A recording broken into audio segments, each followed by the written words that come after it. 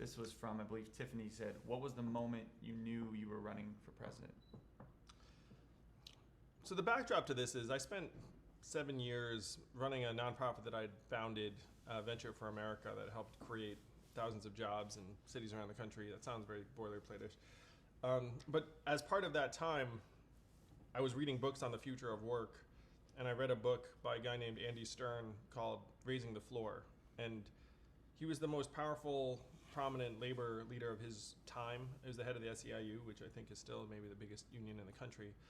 And so he said, the future of labor is no labor. We're kind of screwed, and we need to have a foundation for all Americans of $1,000 a month. Wrote this book in 2015. I read it sometime like a couple of years afterwards, because I was always trying to consume any information on the future work. And I was really struck by this, because I was like, okay, this is not a techie saying like, hey, we're going to automate away all the jobs, which, like techies, you're like, well, you would naturally think that. But this is someone who championed labor for decades, and he said, hey, we're kind of doomed. We need to do something bigger and more fundamental and more dramatic. And so I said, okay, if it's not a techie, if it's actually the labor leader saying this, then you really should listen. And at the end of his book, he says someone needs to run for president on universal basic income.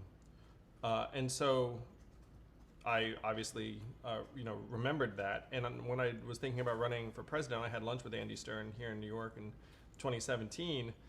And I went into the lunch saying, if he says to me, no one is going to run for president on universal basic income, then I will run for president on universal basic income. So if you ask Tiffany, the moment I knew I was going to run for president was at the end of that lunch, when I had lunch with Andy Stern. It was like, all right, Andy, if anyone's going to do this, you would know, because you're one of the champions of universal basic income, and you'd be one of the first people I'd call if I was going to run for president.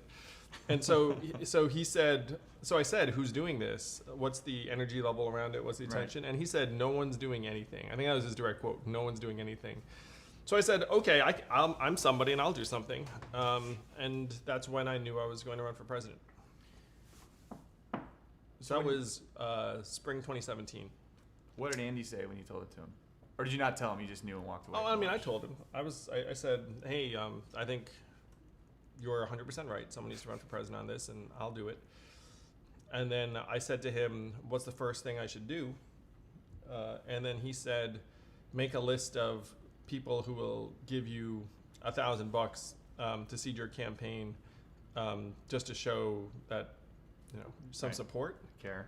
Yeah, and so I was like, well, that's a very reasonable starting point. That's actually what you would do in a lot of situations. Like if you were starting a business, you might make a list of people that might give you some money. So I said, that's reasonable. And the limit to donate to a campaign was $2,700. Now it's $2,800. Is it 29? 28. It's 28 now.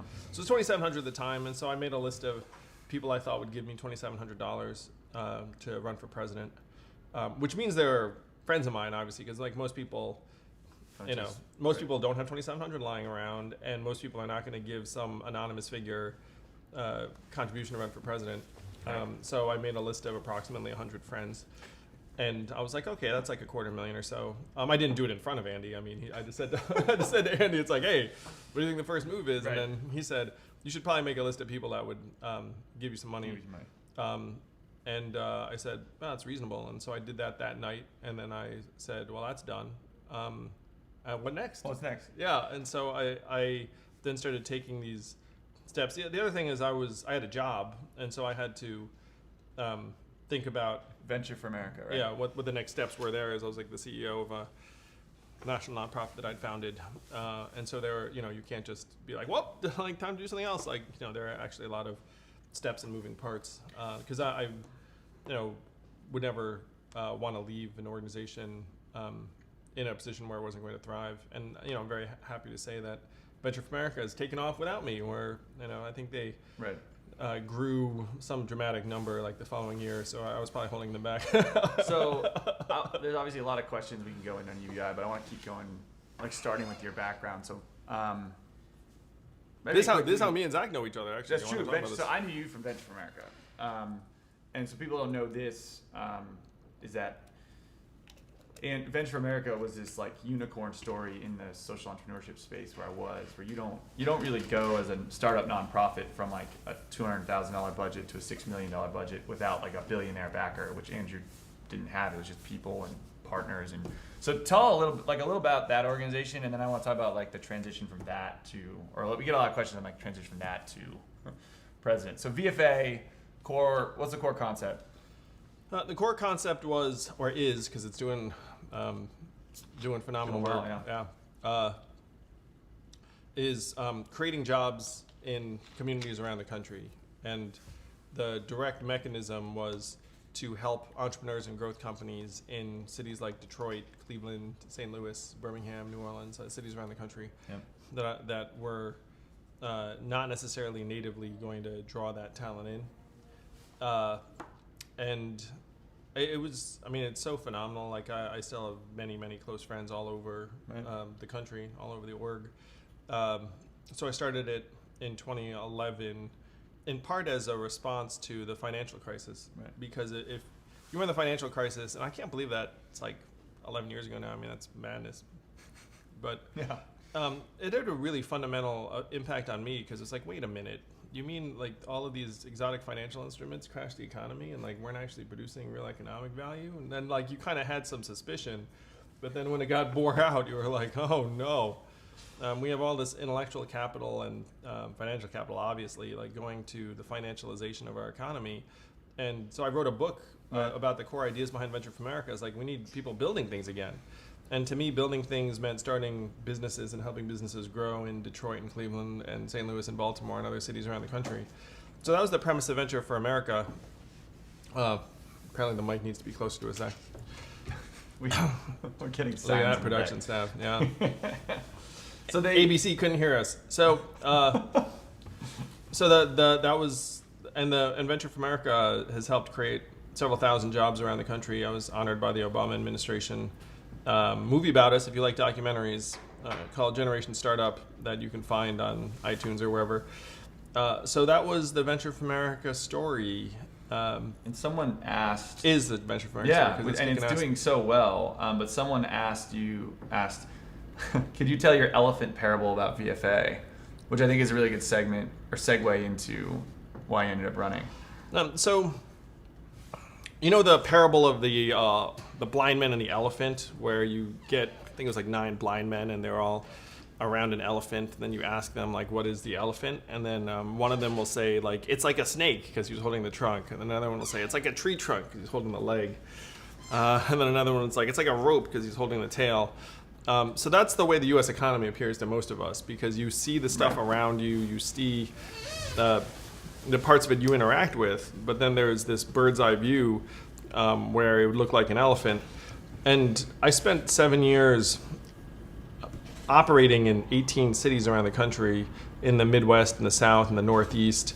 And during that time, I was living in New York and Silicon Valley and visiting D.C., and so I feel like I had an unusual perspective, where I'd been both inside the bubble and in the Midwest and the South. I'd been to most of the country, experiencing the economy in different ways. Right. If you go to Western Pennsylvania, like an hour and a half out of Pittsburgh, it looks a certain way. If you're in Pittsburgh, it looks a certain way. If you're in Silicon Valley, it looks a totally different way. Right. And so I felt like, and the darkest part was like I had this sinking feeling where I was like, why do I feel so shitty about what's going on in the country? And everyone's clapping me on the back, being like, hey, great work. And I was like, I really don't feel like you should be clapping me on the back. You met the president. Yeah, I met the president. And you go, and Zach was part of this too. It's like you go to these gatherings of people who are doing positive things in the country. And the thing that scared me to death was that I kept seeing the same people over and over again. Right. And then I was like, wait a minute, like this is actually most of us. I mean, it obviously isn't, because there are people doing incredible work, like actually in communities, that aren't getting like invited to, Social Entrepreneurship Convention X. But you had a sense of at least the highly visible national efforts. And I was like, these don't make sense relative to the problems. So that's the parable of the elephant. Like I felt like, and the thing that bore it out for me, because I'm sort of a facts and figures guy, I was like, okay, I've been traveling the country for 7 years. Was at Detroit in the height of its, pre-bankruptcy era. Have seen the extremes. I had the sinking feeling. There's a lot of happy talk in certain quarters, but not many facts behind it. So I said, okay, what are the facts? And so then I spent a number of months trying to dig through various facts and figures and got a horrifying picture that I then, I don't know if we have a copy of my book around. Someone throw me, there's a copy of my book, just like throw it. It doesn't matter. Product placement. Yeah, I guess I can product placement it. But like and when I went into the book, I was like, I have a feeling that, thank you. Oh gosh, not one of my cover, on my Look face at on the that. cover. That's awful. He hated this so much. Yeah, my publisher decided to go with like the face. I mean, it looks awkward to me, but whatever. It's kind of awkward. Well, thanks, Your hair's for better bearing out. Oh, thank you. I appreciate that. So I had all this research and facts and figures, Right. and the facts and figures were even worse than like my most pessimistic imaginings. So yeah, I mean, I got a lot of questions on that. And my favorite one, and this is from Regina. She said, "What's the best way to communicate with less tech-savvy people about the realities of job automation?" Right. So she's like, in California, where I live, most of my friends get it, but we are not, say, as you say, normal people. So how do you explain it to friends in the Midwest or ones who can still see, still get jobs as fast food workers and maintenance people? Like, how would you explain it based on the numbers you saw? Like, what's the simplest way to explain what just happened? Well, thanks for the question, Regina. I've been trying to figure out ways to translate it to everyday experience, and so the things I've been saying are that 30% of malls and Main Street stores are closing in the next 4 years. Self-serve kiosk in every McDonald's by 2021. Call center software, like replacing more and more of the 2.5 million call center workers in the U.S. Things that I feel like people can relate to their own experience with. Like, oh yeah, I do get that software when I call. It's like, oh yeah, I did sit there. Every grocery store, every CVS, on and on. What most people don't realize, the most common jobs in the economy are retail, administrative, and clerical, which includes call centers, food service and food prep, truck driving, and manufacturing. And those 5 job categories comprise about half of American jobs. Half. So that's not what you would think sitting, if you work in technology, Regina, you're like, oh yeah, that's half of people, but it's half of people. So I don't know if that's helpful in terms of translating to folks, but I just tend to think of the most common jobs: retail, call centers, food service, truck driving, manufacturing, and you just go through those 5 and being like, hey, these 5 are all going to shrink a great deal. It's already happened in manufacturing. Right. It went from 17 million to 12 million and change. If you look at the other categories, they're going to shrink too. I don't know if that's helpful, Regina. I hope it is. So Maybe too many words. I don't know. Too much information. That's kind of the point of this, to actually give you some words, like time to explain it. Because it's tough to say that in 60 seconds. Yeah, that's true. But 5 biggest jobs in the country. Subject automation. Another stat that might be useful. Yeah. About a third of Americans graduate from college. So when you think about the American workforce, think of tens of millions of high school grads, because that's what the American workforce actually looks like. Yeah. Yeah. So, and if you're working in technology in San Francisco, I'm pretty confident that more than a third of the people you interact with went to college. You know what I mean? It's just like that's the nature of the bubble.